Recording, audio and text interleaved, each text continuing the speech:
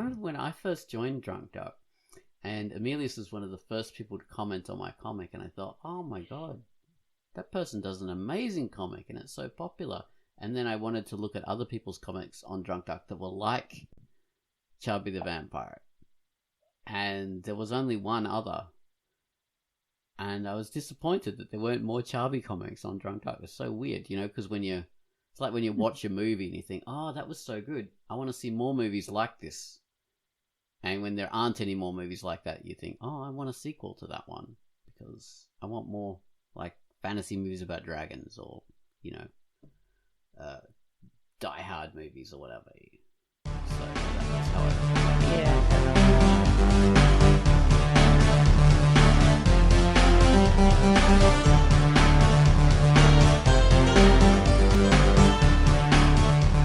Hello and welcome to the Drunkduck QUACKCAST. This is QUACKCAST 575.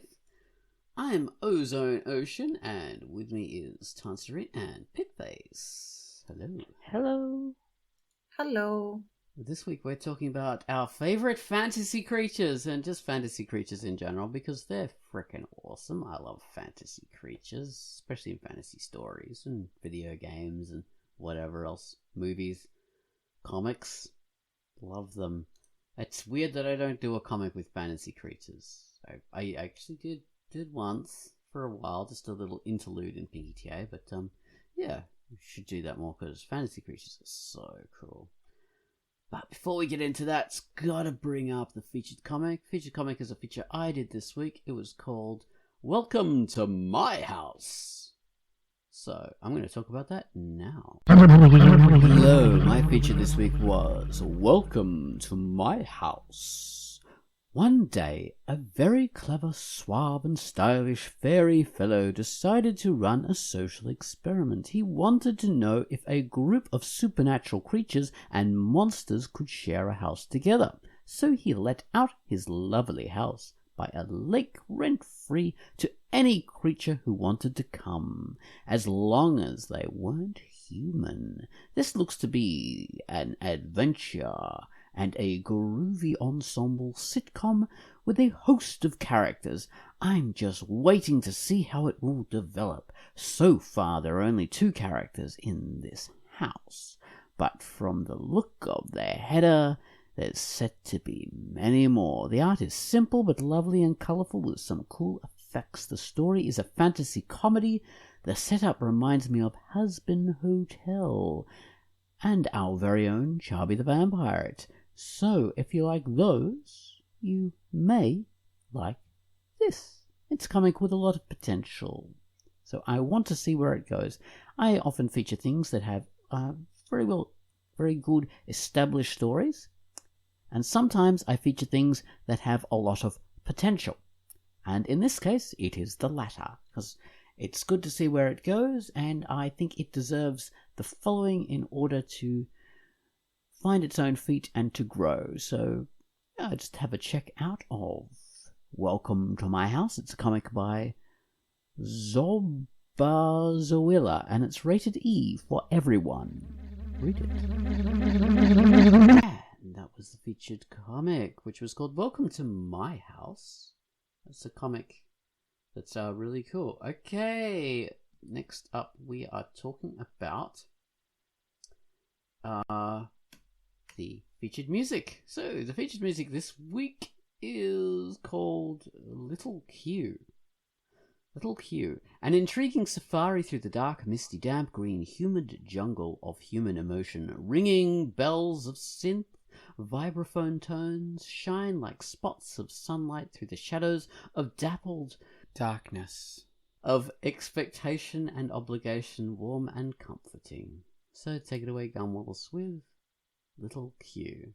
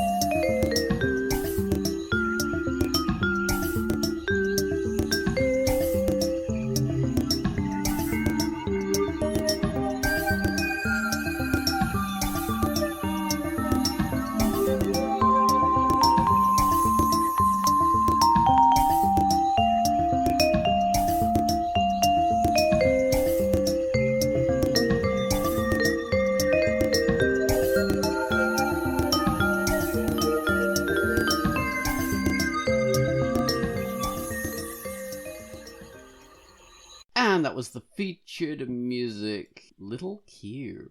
Okay, so now we are on to the actual QUACKCAST. We're talking about fantasy creatures.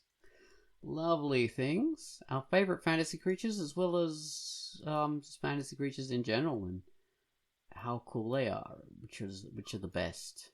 Because of course they have to be the best, which is a silly notion, but whatever. We're subjective creatures, we can have bests.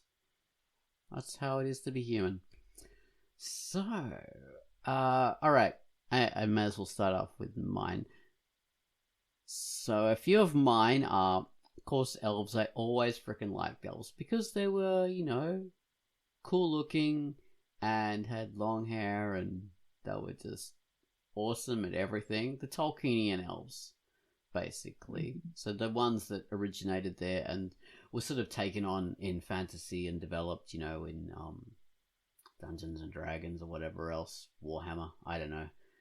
But they all those originate from Tolkien, and I just found them so cool. So elves are a big one, and I always used to like to play them in games, to be the elf, because they got to be archers and like cool things like that, and have magic.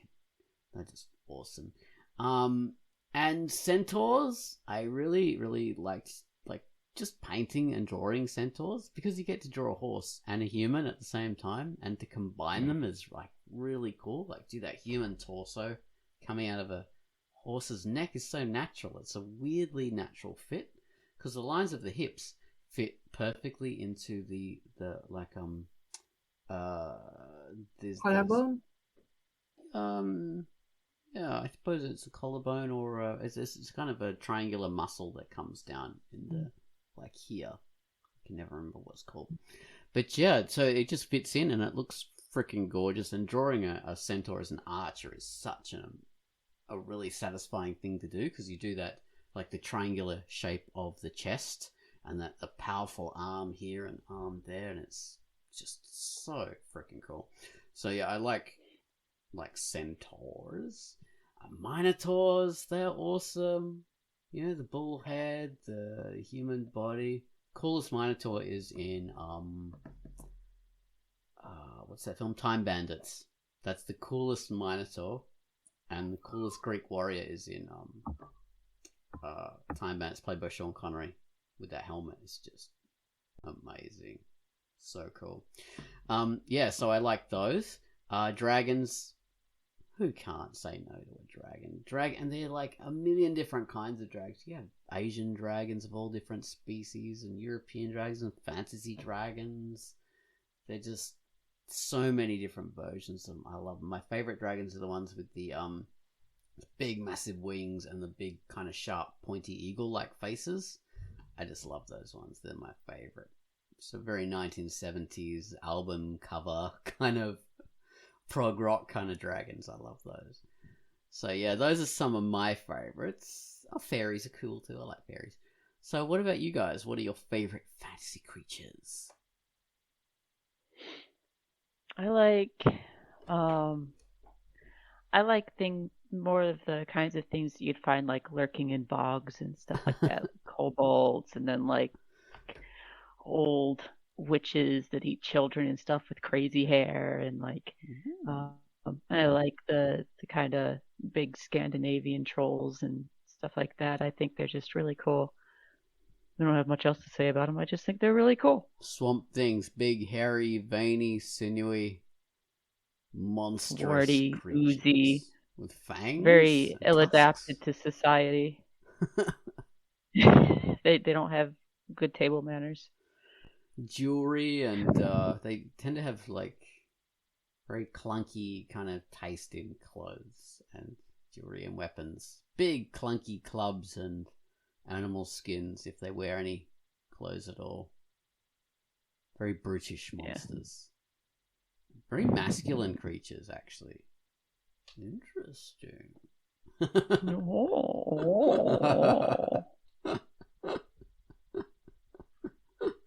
What about you, Tans? What are your favorites? I mean, we talked about this in the Patreon video. Yeah.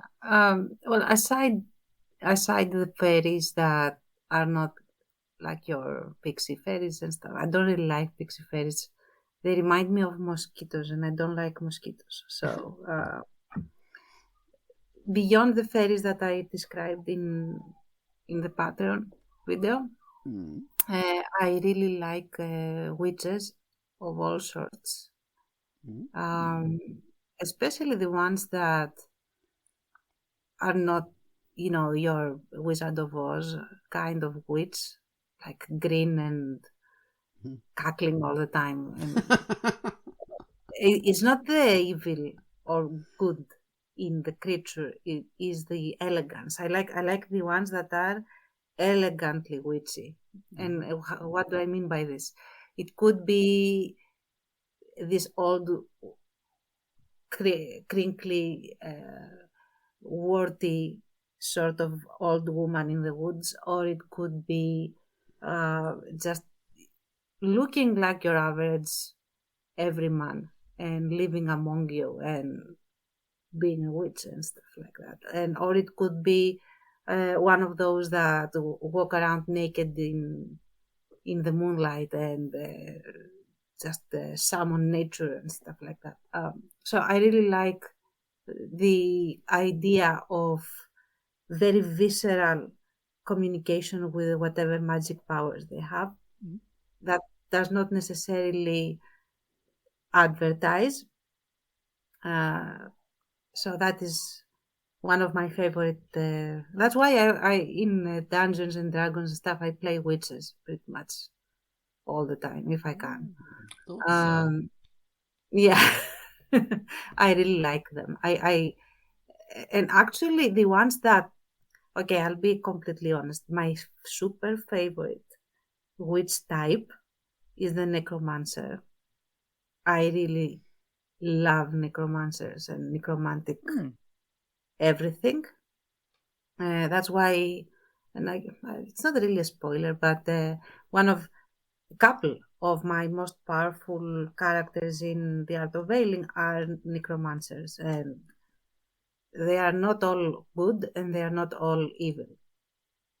So because I don't like the idea that they are a necromancer, it means that they are necessarily having sex with the devil or something. So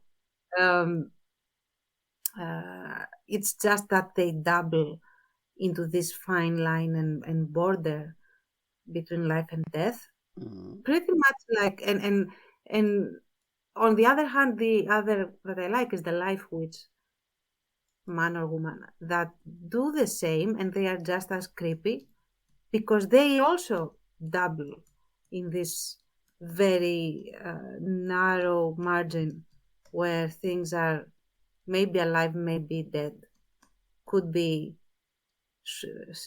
pushed to one side or the other. I love that. That is something that has always mesmerized me and still does to this day. So that is a thing. And the third that I really like are dragons.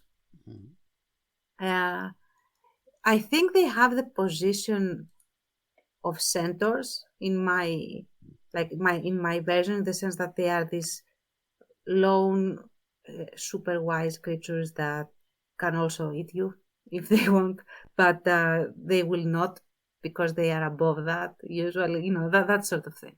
So okay, the noble, really wise, last of its kind sort of dragon that is usually like the European fantasy dragon more.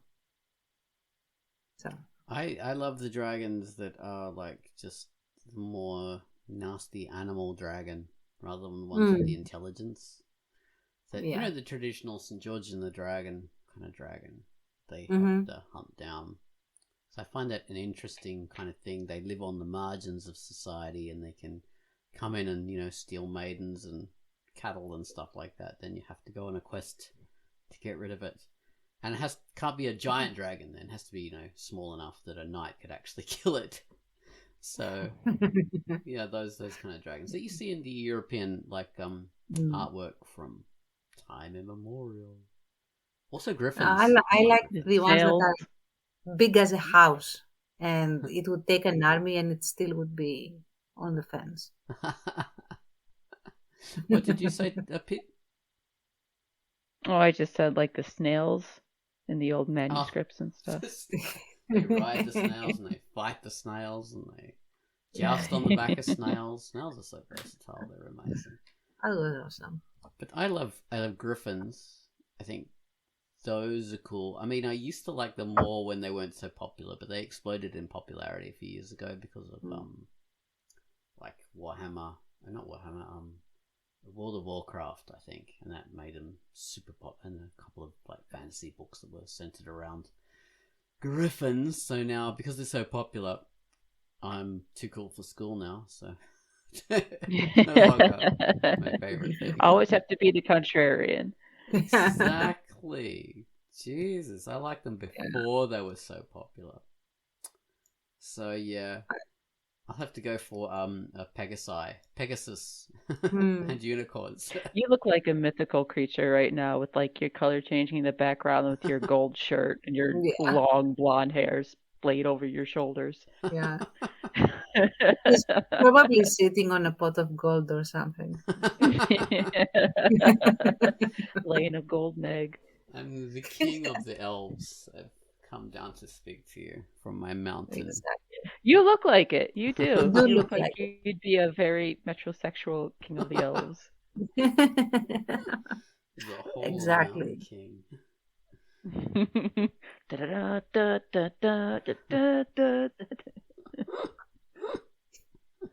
Oh dear. Yeah, I've got my my gold-plated swords with me somewhere. So yeah, very fitting. Yeah, I do. I always liked elves because of the Tolkienian thing, and like I read about them first up in The Hobbit, I think. Way back, when I was a little kid. I loved The Hobbit. That was cool. And there's only barely a mention of elves, and they're sort of the bad guys in The Hobbit. Because they're sort of, from what I remember, they get in strife with the Wood Elves, and they have to get away from them. So the elves aren't really in that too much. And then there's the battle to kill Smaug, and there's elves and dwarves, and I can't remember much. I read that about 3 or 4 times when I was young, but... And then there's, of course, The Lord of the Rings, and elves are like front and center there. And we have a lot more focus on elves of all different kinds in The Lord of the Rings, and they're just so cool. I love them from that. Half elves as well, we get introduced. And then there's the Silmarillion, which is quite turgid, but it gives you a more of a backstory to the whole thing, and where elves came from and what they really are. And I just fell in love with the idea. So I had always liked them. I never really got into the Dungeons and Dragons stuff or the Dungeons and Dragons fiction that came out of that, which was Dragonlance and Forgotten Realms. That never really was my thing because it just seemed to be too formulaic to me. But other fantasy that was very back when I started reading fantasy, that was in the 80s. Most fantasy was done in the epic fantasy style, and most fantasy was a copy of Lord of the Rings. Well, a pastiche. Most fantasy was a pastiche of Lord of the Rings. So you always had like elves in the exact same role as they were in Lord of the Rings, dwarves in the exact same role, orcs or whatever else in the exact same role.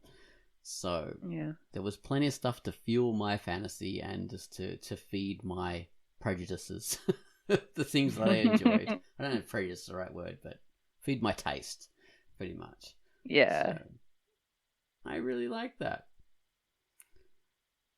Oh. So, have a centaur come into... go on. Sorry. I was going to say have a centaur come into the diner and a bottomless waitress. It could fit. And that would be epic.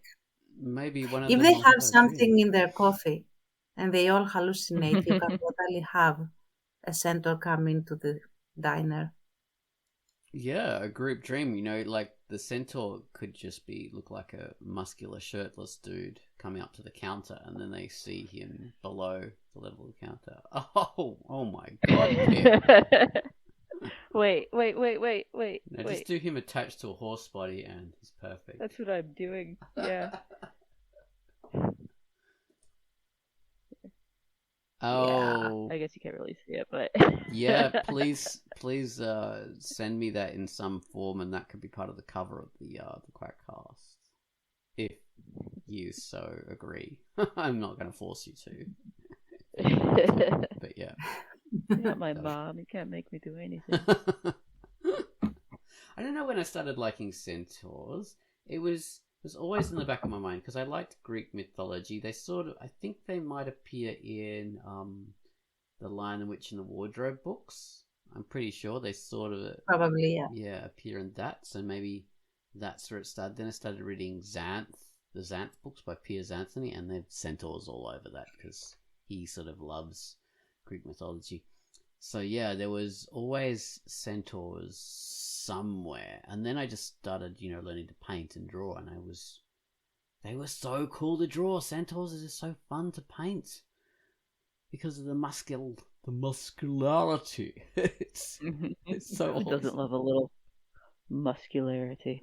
Exactly. Yeah. And when you draw centaur women, they have gigantic bazongas, so that's haunches. Oh, haunches. Yeah, it's you've got carte blanche to draw the naked torso, which is always a benefit. And if you're doing an archer centaur, then you can like cover up the boobs. You can draw boobs naked without actually. But why would you want to do that? Yeah. Why would you want to draw a hot stacked centaur and then like cover up the goods? It depends on your audience, but yeah, exactly. It sounds like you need to get a better audience. True. True. I think the reason why I tend to like the goblins and ghouls and stuff like that is because I do really like the horror fantasy element. I hadn't even realized. I mean, hello, I just like made a full chapter of horror fantasy, the prologue of Inhabitants. There's not much in there in the way of like fantasy creatures, at least not high fantasy, but I do leave the suggestion of it, like with the ghoul that Helmut sees, the turn-up man, and then the two women that he meets in the forest. I haven't decided. I don't think they're actually any kind of mythical creatures, but I think to him in that setting and to the audience, I hope too, they kind of seem like they are because they appear, in the woods and where you find a lot of fantasy creatures. They're always kind of on the outside of the town or the citadel. They're in the wild parts of the world, which are, quote unquote, untamed. And but they end up helping him. I think they still have a little bit of kind of a mysterious and maybe slightly scary quality to them. But they're good. They're good people that he finds. But I would like to incorporate more of that as I go along, and I will. I have plans to, but yeah, I'm drawn to like kind of the dark fantasy stuff, like the parts of Legend where and that's a movie I haven't seen in a long time, so I'm probably misremembering a lot, but like well, there was a number of fantasy things that came out in the 80s that had like dark scenes to them, like Legend, and even like Never-Ending Story and stuff with the darkness or the nothing taking over the land, or like and that had some boggy creatures in it too. So I guess I kind of always had this taste for these things, that they've always been there. Labyrinth? So I don't know. Yeah, Labyrinth is another great example of that.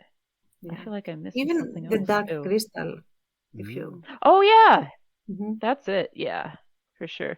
That one scene where they have the I can't remember what they're called. The little gelfling creatures stuck to the chairs. They start draining their lives away. That Haunting. Yeah. didn't mess me up, but yeah, that as a kid that was scary. that stayed with me quite a lot. Yeah. All Brian Froud's artwork or influence on those fairy creatures in Labyrinth and the Dark Crystal at least.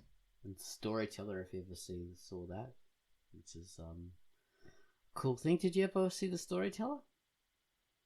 No, what is it? So that was with so Brian Froud again doing some of the creature work, but Jim Henson, the master of the puppets, who is also in those Labyrinth and Dark Crystal. So the Storyteller was this storyteller introduces some kind of story, and then we launch into like that story come to life, and it's a fairy story, but enacted by actors and creatures and all this kind of things. So it's just these excellent renditions of fairy stories in half-hour episodes. It's done a bit more for kids though, so it's a bit more gentle, but it's really good. If you've seen The Witcher, the first series of The Witcher, and you remember the Laura Surprise and the Hedgehog Man and all that? I don't. I've never seen it. Oh, but anyway, in The Storyteller, which was done back in the 80s, the first story he tells is about that hedgehog guy in the Laura Surprise. So that's an old traditional story, and it's done way better than in The Witcher. The Witcher version's a bit like modernized and kind of streamlined. It's not as clever and interesting, I think. Of course, the rest of the story of The Witcher is really good, but the part with the hedgehog guy isn't as clever. And it was done really well, and the makeup was done better, and the actor looked way better in the story. So everything was better. Well, everything apart from the wider story, because the Storyteller is made for kids, so it's not going to be as dark or as deep. So there's that. But apart from that, yes. So you're right. In the 80s, they had a lot of dark fantasy stuff. Legend is a really cool film, Ridley Scott film, one of his early ones. With Tim Curry as the Darkness, which is this satanic monster. Loved him. An immortal role. Oh, it's just so beautiful. And there's all these layers of latex, which is this huge muscular body, gigantic horns. It's beautiful. It's got a unicorn or unicorns. And all kinds of little dead unicorns. Things. Yeah. Yes. It's Tom Cruise in his first role that I know of, as a terrible actor that he was in that. I mean, he's a genuinely good actor, but he wasn't then. No star quality whatsoever in that role. Yeah, he was really young in that role. Oh yeah. But yeah, that was a fantastic film for fantasy creatures. It was a real standout fantasy film, and I think it deserves its place in the hallowed halls of fantasy. The Labyrinth, as we said, with Brian Ferry. He's another 80s musician. Everyone knows him. Oh, David Bowie. Oh, That's David Bowie. That's it. The fantastic. Yeah. He was Goblin perfect King. with that role. Yeah. Like, he is the Goblin King. Nobody can do that role again. That's his. I loved his hair mostly. That was just so cool. Same. The Tina Turner. I didn't wig. like the girl, honestly. Oh, she was pretty hopeless, but yeah. Yeah. That was her role to be a hopeless virgin or kind of whatever. Which is weird in that film, because that kind of role is usually filled by a passive character. And she had to be passive and active at the same time, and it's a weird mix. Yeah. And it's, I don't know, it was such a mismatch. I think the character itself suffered. It needed a different sort of virginal character. And she starts off as a brat, and as far as I remember, she remains a brat. She just does She just amends her approach to her brother. That's all. So Yeah, it was I don't know. strange. But I didn't like Jennifer deserves a Connelly. rewatch. What was her name? Jennifer The actor. Connelly, really? I think so. Be wrong though. Like, don't take that to the bank. I'm not even going to search for it. I'm just going to say it's Jennifer Connelly. That's it. And if you recall Return to Oz, Yep. for me that was pretty intense. In certain, not all of it, but I remember 3 scenes that for me, like, I think the way I like to do suspense and fear is very much rooted in how I felt back then when I watched that movie. And one is when she is walking um, through this hall of heads to go to the cupboard at the very end of the hall to get a key, like a magic key that she needs, and all the heads are sleeping, and she has to be super quiet, and she fails.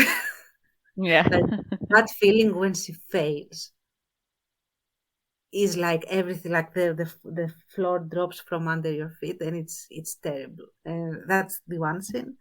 The other scene is when she has to guess which gem is the scarecrow, and you know that there's no chance that she will ever get it right, and that is like a desperate situation that she's just doing because what the hell, I will play my odds even if they are the slimmest. And the last one is when the Emerald King becomes more and more human with every creature that becomes a gem, and it's very sort of cannibalistic, even though it is in a kids movie. So yeah, that was like, oh, so creepy. I loved it. I watched that movie as a kid, like all the time. I was crazy. So.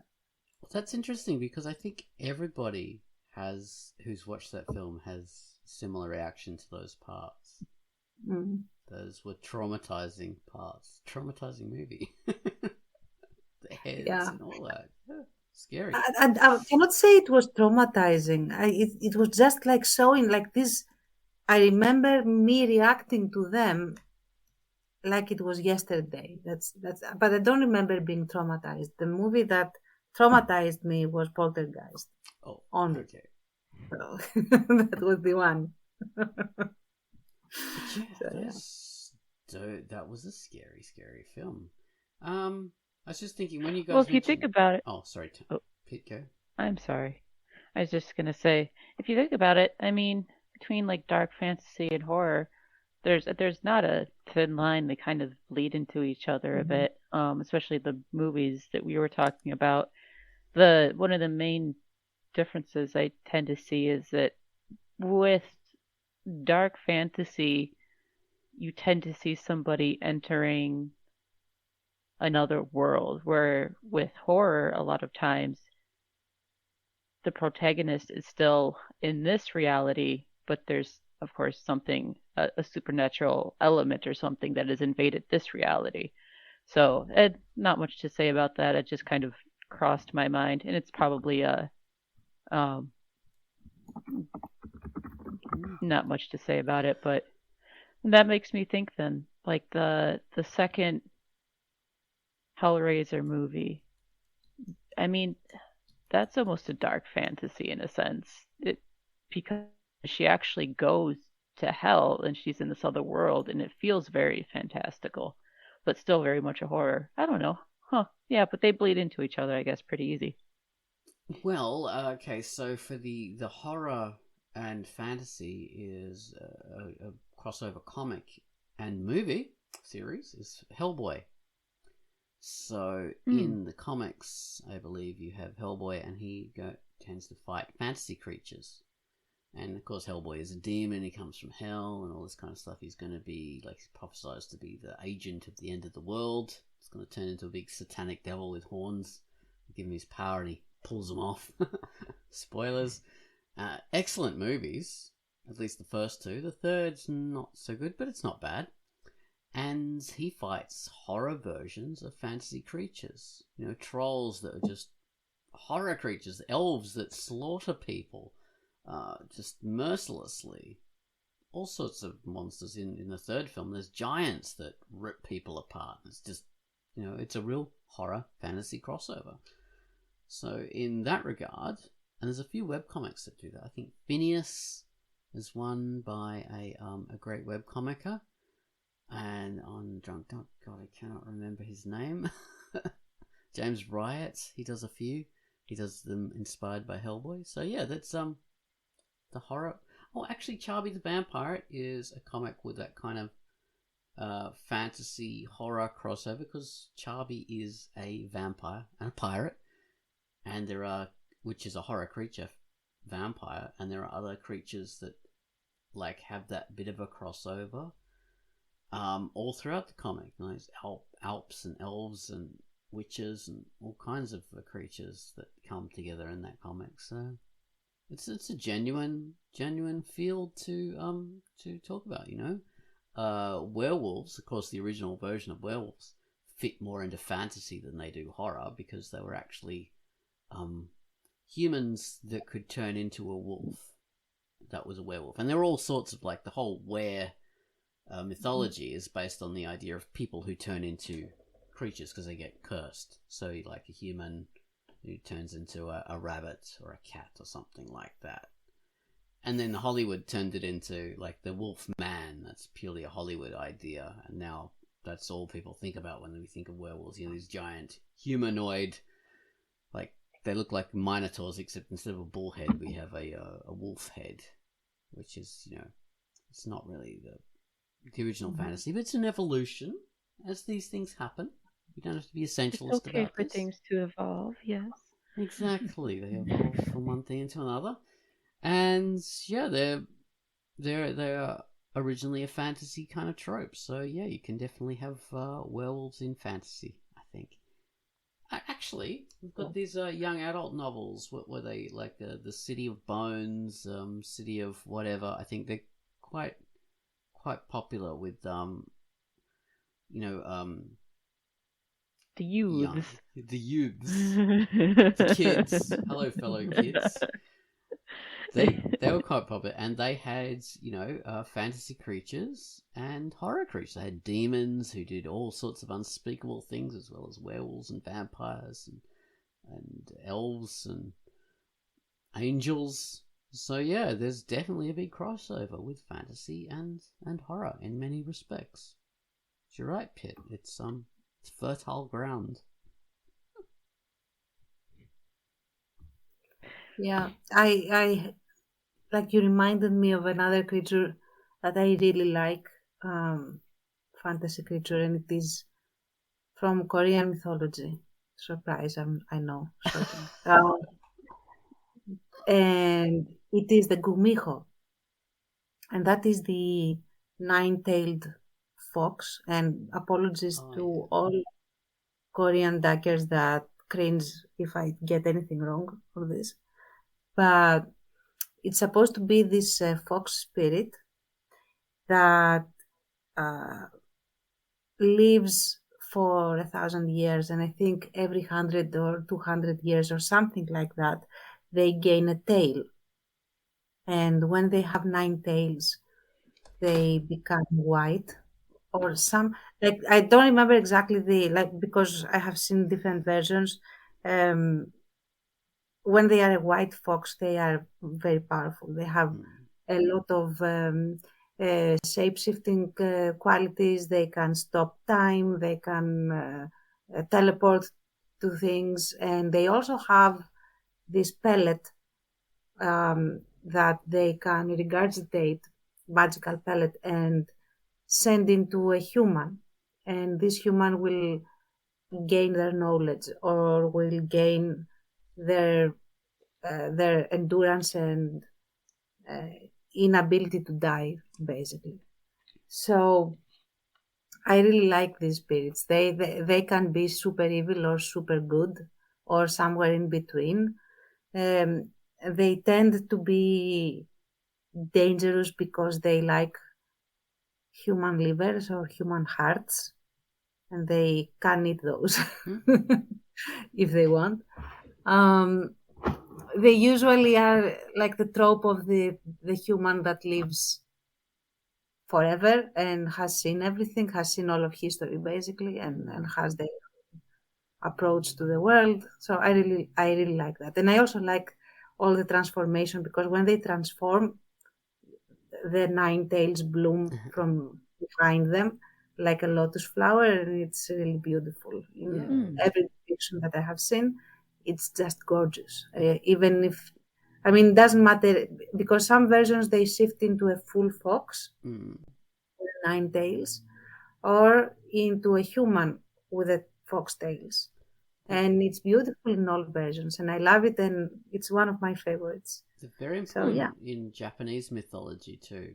They all become in very strongly in Japanese mythology as, you know, one of the main yokai, and they hold the same position as elves in European mythology, because they often turn into people and they have their own kind of sneaky agenda.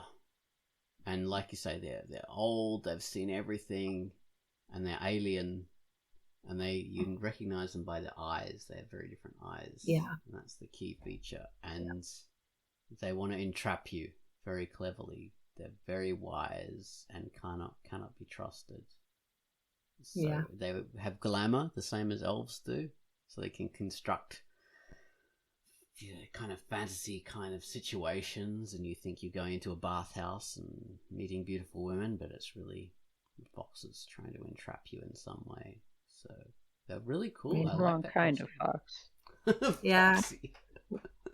Foxy ladies. Yes. And Jimi Hendrix was singing about. the one thing I generally don't like, usually they also, like there is this tendency to present them as having lived all this time. They have gained their nine tails. They are like at the pinnacle of their power, and they want to become human. And that sort of makes me like, why would you want that? There are some explanations that sort of make sense, others not. But there is the other version that I like a lot more, in that they want to be promoted from the semi-deity that they are now into a full deity, and Like join a god? almost like, and join, like be closer to the Jade King, so, or something like that. Again, apologies if I have got this all wrong, but yeah, I really like that. I like this creature in general. Yeah, they're pretty awesome. Cool. So foxes, fox spirits, lovely. Did you know foxes? Obviously they're canids. They're related to dogs, but they have eyes like a cat. So something I never noticed before, and then I did notice. And now I notice it all the time. Yeah, foxes have cat eyes with a slit pupil, and apparently this is a common thing on medium-sized to small animals. So they tend to have eyes like that, and bigger animals have round eyes. You know, like the big cats. All of the big cats, none of them have split pupils, or they all have round pupils. It's weird. So you recognize foxes by that cat pupil. Yeah, and they laugh, which I really like. Do they have? Well, the way foxes bark, they sort of have a laughing bark, don't they? Mm-hmm. A yip kind of noise. It's a really like a laugh, like a cackly laugh. I love it. It's amazing to hear. Cute little creatures. Yeah. Beautiful. I love them. Just watch out for the ones that have more than one tail. Yes. If they've got two tails, well, they'll usually be followed by a blue hedgehog running super fast. Careful of that one. Just don't stand in the way. Yeah, so foxes, fox spirits, just stay away from them. Don't get involved. Look the other way. We've saved people today. Exactly. Yes. It's like elves, like the traditional elf or fairy. You don't want to take their food or wear their shoes or anything. Turn your clothes inside out and throw iron at them. That's the best way. Salt, iron, whatever, all that stuff. But yeah, fantasy creatures, naiads and dryads. I love them. I first came across them in C.S. Lewis's Witch in the Wardrobe books, I think. And they're not treated as like the sexy kind of creatures they are in Greek mythology. They're treated more as like just spirits of nature. You know, the dryads of the But they're not trees. exactly sexy in Greek mythology either. It depends on what they want to be, which is the one thing I like about the creatures in Greek mythology, like except for the nymphs and the muses, and that are sexy by definition. They are like Apollo's posse. Of course, they are sexy. But all the other creatures are sexy if they want to be sexy. Like they can be pretty intensely hideous if they want, which I really like. If they are pissed, they are not going to bring out their sexy self for you. They are going to eat you. Yeah, So I suppose you could have a dryad that was a really veiny, wrinkly old willow tree. yeah, Just yeah, absolutely, absolutely, stringy hair and absolutely. Of course, yeah. I mean, again, it depends on, and that's another thing. Depending on like the era in which this myth is being created, you have more Hellenistic level, let's say, things, creatures, deities, and stuff, or more wild, more like old Eldic sort of type. And that again is pretty fascinating in the sense that the same deity is completely different if it comes from the myths that are like from the Minoan or like pre-Mycenaean times, as opposed to the same deity in classical or Hellenistic times. It's vastly different. It's like the old wild murderous years of the youth, and then they are like more cultivated because they went to Oxbridge or something like that. So yeah. Yeah, it's weird. It reminds me of like I said, I came across the cool depiction of centaurs in the Xanth books by Piers Anthony.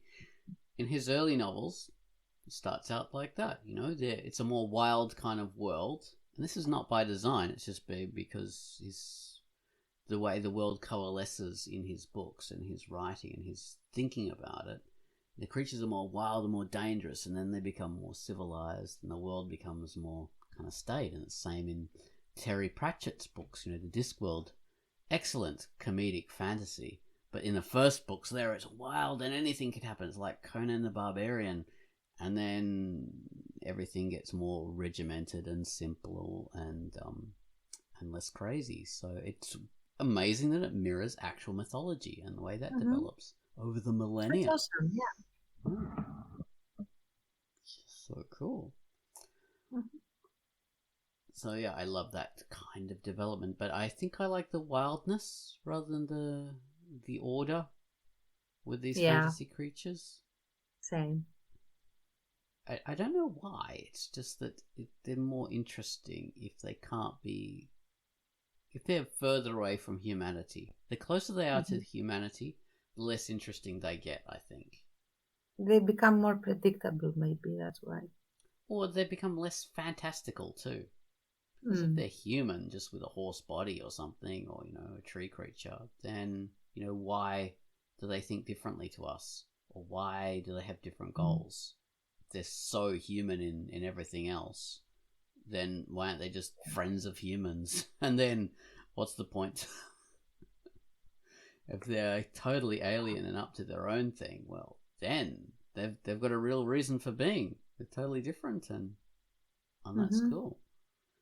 That makes them more exotic and fantastical, rather than just another race thing. Oh God, we're just getting another analog for human, racial differences, which we don't need because we do have humans with different kind of and the problem with that also is that if you have completely different species being shorthand for different human races, you are basically breaking, like messing up, because races in humans are definitely not different species. They are the same species.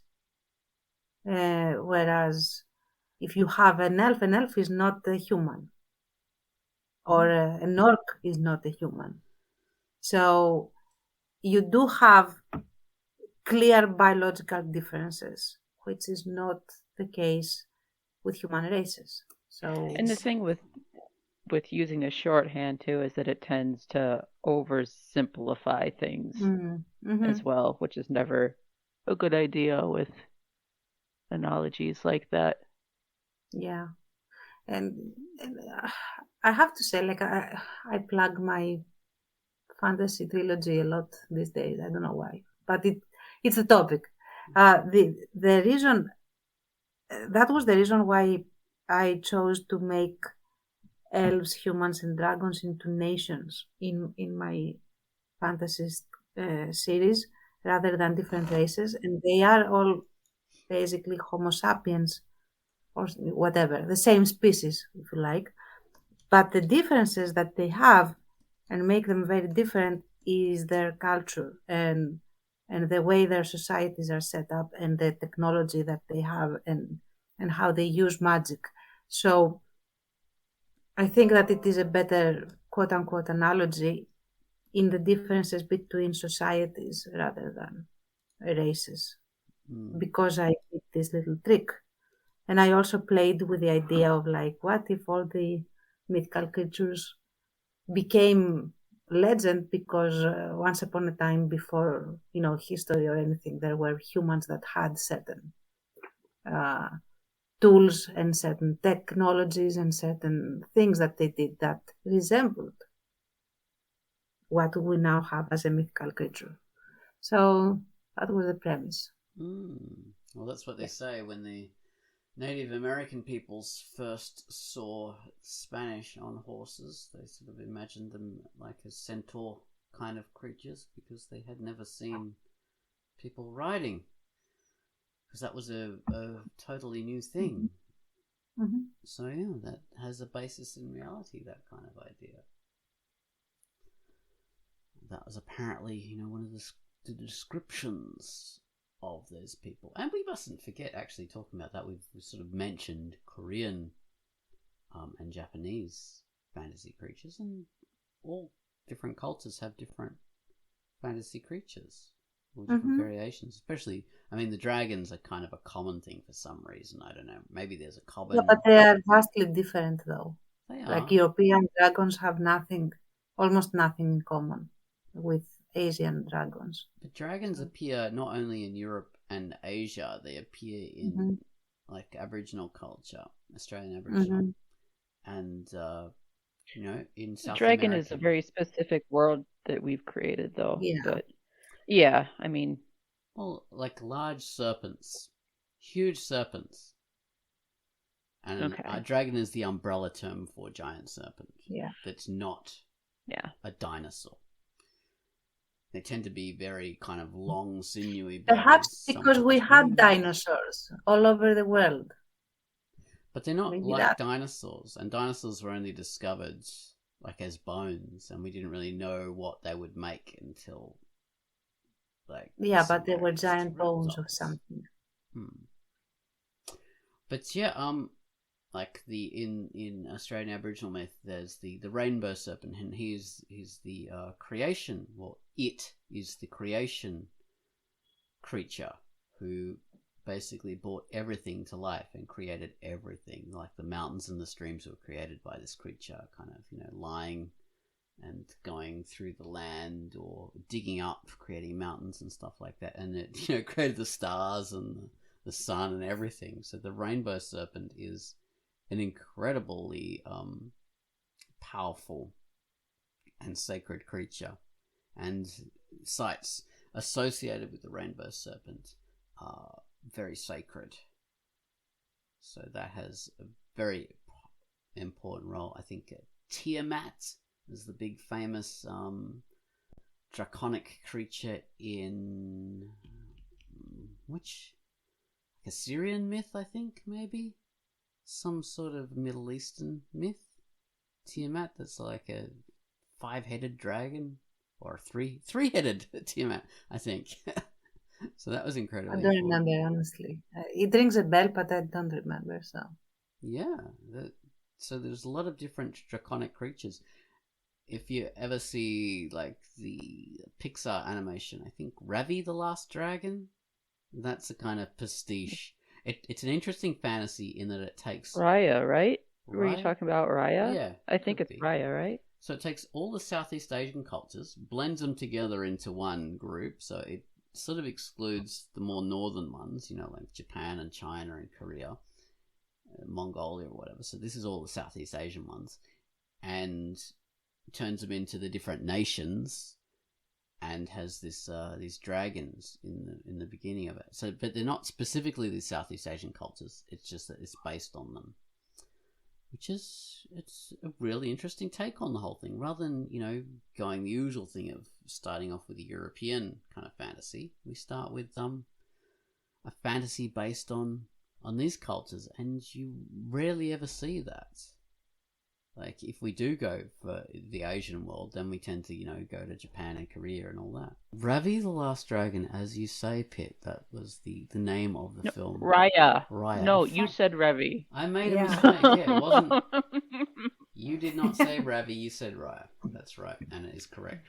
So Raya, which is, I think in Japanese, it's Ryu means dragon, so it's one of these common cultural things. Theanyway, it's a good film based on a melange of Southeast Asian cultures, Cambodian, Thai, I don't know, Laos. There's quite a few countries there, Indonesia, Burma. I don't know what they call themselves now, I can't remember. Myanmar, I think. So yeah, a lot of different countries in that region, and it's good to have that representation. There's some fantasy where they take it from South American cultures. You don't see that too often, but it does pop up, and it's cool. They get a bit of representation, I think, in Warhammer, where they're kind of people with the snake cults and lizard people and all that kind of stuff.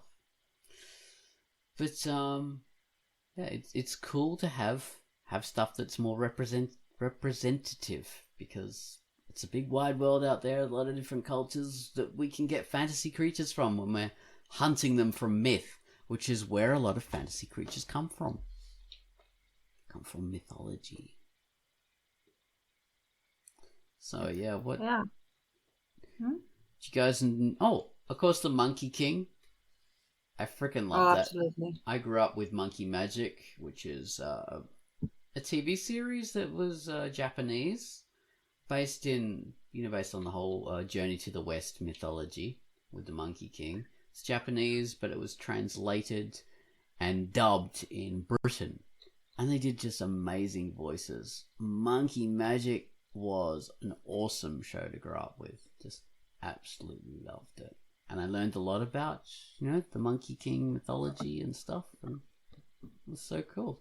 And the Monkey King is like an international kind of story anyway, because it's Chinese in origin, but it's about creatures that come from Hindu mythology, which comes from India and Afghanistan. So it has the DNA of all kinds of countries and cultures in there. Hanuman, who's worshipped as the god in India in Hindu mythology. that's where the Monkey King comes from. So it's incredible. I really like Journey to the West, but I'm such a latecomer to it. The first exposure I had to it was a Korean Odyssey, the K-drama, which I loved. I absolutely loved the translation, not translation, but the adaptation of all the creatures and deities and characters of Journey to the West into modern time. Okay. Perfect. Yeah, and I really wish they do the sequel already. I mean, come on. We need the season 2 because now the whole idea is how the Monkey King is trapped as it starts in Journey to the West, more or less, and then shenanigans happen. He gets released. He's very self-centered. Then gradually becomes less self-centered, and I think Tripitaka, the character that is Tripitaka, now is a girl, of course, but he revolves around her, and now he has to go save her from the underworld. Then we want to go see the underworld, and they are still not ready with season 2, and I hate that. Oh. Just wanted to put that out there. So, yes. Well, speaking of adaptations, of course, Dragon Ball Z was based around, like a current version, contemporary version of the Journey to the West. So you have characters originating with that and then being changed and developing and evolving into their own thing. But that's where they all came from. We had Dragon Ball originally. So we had the little pig creature who was very lascivious. And that was a very big part of that series. And, fish spirits and all that kind of stuff. And then Goku had a tail, and because he was the monkey boy, technically. And the little priest who was a Krillin, so instead of Tripitaka. I think the priest got split into Krillin and Bulma. So instead of having the good Tripitaka, Bulma? Yeah, I think that's the name. So having the good Tripitaka as the good kind of, priest, monk kind of character. You've got Krillin being the good little monk with the bald head and everything, and Bulma being, the one on the quest, which is Tripitaka had both those roles. But you've got two characters doing that, which is interesting. Good way to take it. So that is where my theory, anyway, of where Krillin and Bulma come from. Two sides of the same coin. I like it. We'll have to have Akira Toriyama on here at some point and ask him ourselves. Yes. Of course, he'd be just, champing at the bit to come on the QUACKCAST. Don't know why we haven't had him on already. God, get on that, Pit. That's your job next week. Tell us all about it. I like that stuff, and it's really cool to see the Journey to the West pop up in so many different animes and things. That's a very strong thing in Chinese and Japanese and Korean culture. Probably a lot of different East Asian mythology pops up in. It's even popular in Australian culture as well, just because of the whole monkey magic and how that was so popular here. So everybody of a certain generation knows it because it was popular in the 80s all the way through. So I think when they were doing a reboot of the thing, it was done by an Australian TV company, and they unfortunately made a bit of a mistake because they didn't cast many Chinese in it. They were casting, like Samoans and all this kind of thing to play the roles, which you've really got to have them as like Chinese or at least Japanese. I mean, come on, you can't. it's not really a good idea because that's something that's so central to those cultures. So it's not a good idea not to cast the correct people in the roles. Just because of the history of miscasting in these kind of things. So yeah, that was that's a thing from another culture there that I remember as being popular for fantasy creatures. I can't think of very many others. I mean, Indian mythology is massive, but a lot of it is just only popular in India because I think they speak so many different languages that a lot of the stuff doesn't really make it too far out. I mean, we have like the Nagas or like half snake, half human. It's very much an Indian. Devas versus something. What's that, Tom? The Devas are the good ones, I think. And okay. Let me just Google it fast. Devas versus Asuras. All right. Asuras. Yeah. So the malevolent ones are Asuras, and the Devas are the good ones. And they're all snake creatures? No, they are just the deities, like all powerful beings. Oh, okay. And like they are not gods like we consider. Like that's another thing. Translating certain words is generally super hard to also carry the same connotation, because like the Deva and the Asura apparently is not like a deity as we see it.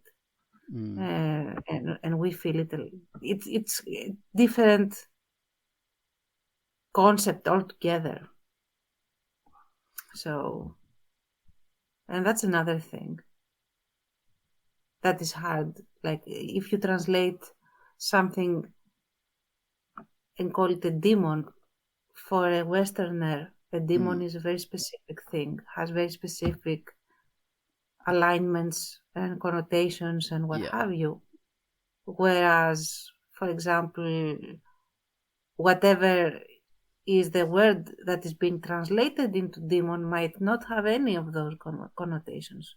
So where does that leave you when you want to translate the mythology? I suppose it matters with the intent of the story. So maybe demon translation fits for this particular, the role the character takes in this story.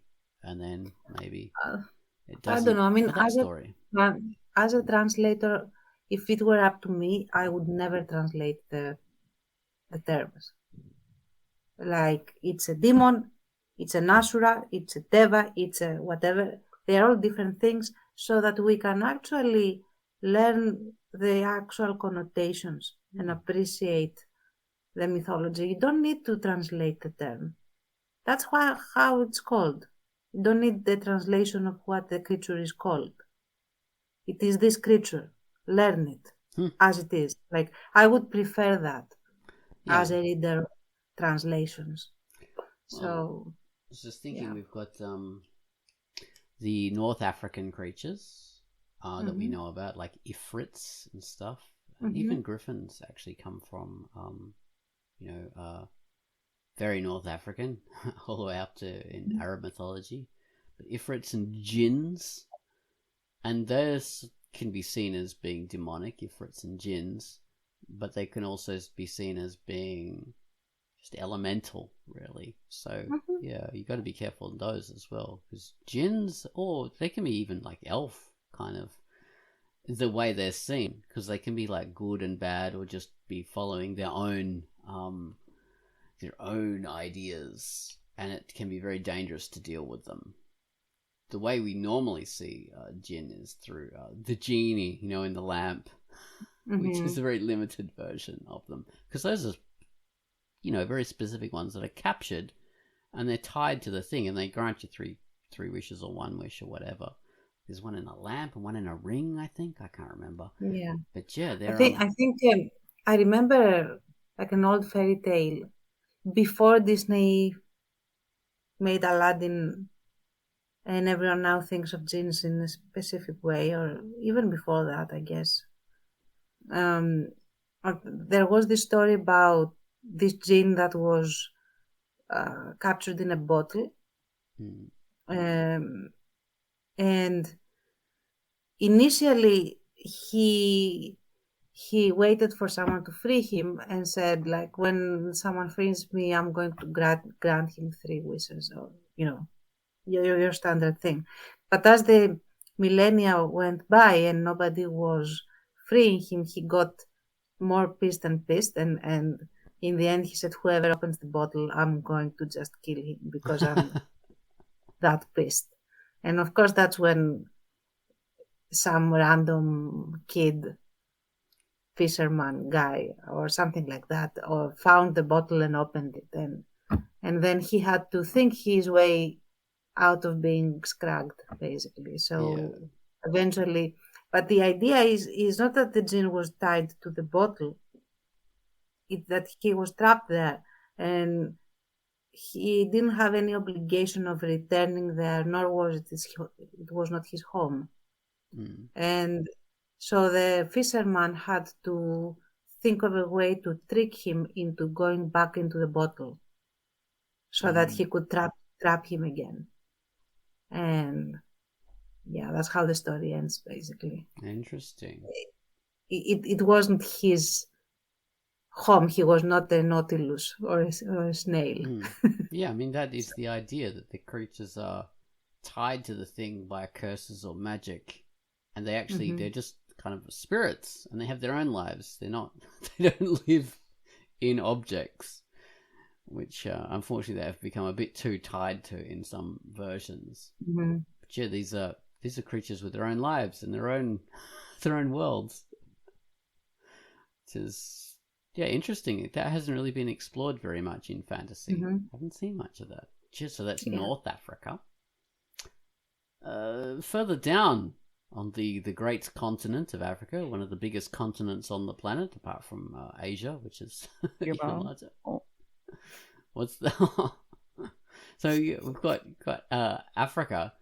There's a lot of different cultures there with a lot of different spirits and things, and we really don't know much about it because I suppose colonialism has minimized it a lot. So I think there's a Nancy. That's the spider spirit, the spider god. That's only one I can think of, and there's a few, but I can't really put my finger on it, unfortunately. I know there's a lot of a lot of animist religions where we have creatures that really came from animals in interesting ways, but I really can't think of any off the top of my head. I suppose because we've got colonialism and Christianity kind of bulldozing its way across the globe and pushing these things to the cracks and the corners. So it's a big shame. We lose a lot of culture that way. But yeah, that's African mythology and fantasy creatures would be good to have a resurgence. I suppose they've probably even got their own dragons. Most likely. At least their own magic serpents, I'm pretty sure they would have. If they have snakes in the area, they would have their own magic serpents, for sure. We've got great big boa constrictors in that part of the world. Gigantic. Got a lot of interesting mythology.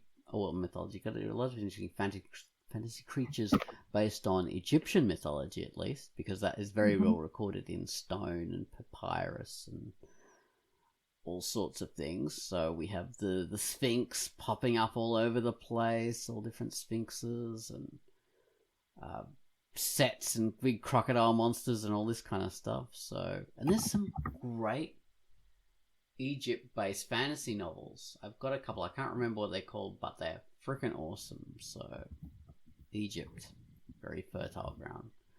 Well, we better finish up. We've been going on for a long time. We're over an hour.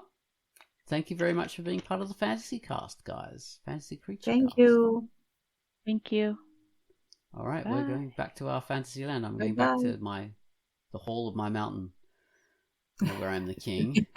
Dun dun dun dun dun dun dun dun dun dun dun dun dun. Bye bye. Oh, I was thinking of the other one. By Sabotage, I think.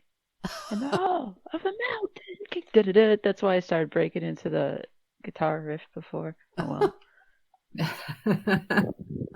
Oh dear.